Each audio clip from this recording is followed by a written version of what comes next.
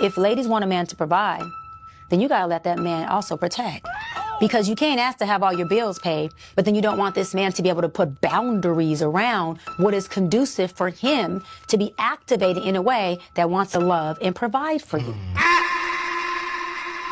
Just because he's present doesn't mean he's a father. You saying, what time are you getting home? What time are you getting home, baby? If it was familiar to her, it was because her father asked that. It's familiar to me because I had a real father who protected, who provided. For women who have fathers who are really in their life who say, baby, that's too much. Yeah. Or he says, you know, what time you getting home? Yeah. Or that's too late. Or my dad would even tell me, baby, listen, you get more bees with honey when it comes to a man. He said, daddy don't mind you being strong.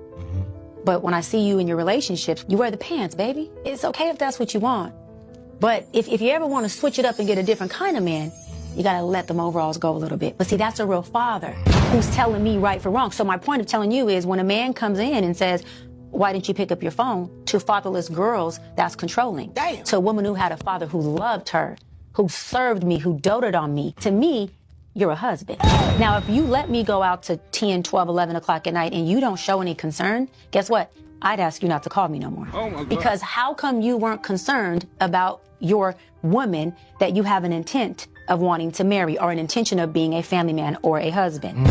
So I'm just showing you men out there, when you get women who are not used to what protection looks like, you don't need to down her or you don't need to disempower her, but you need to check with yourself and say, wait a minute, I want a woman who is open and receptive to a man protecting her.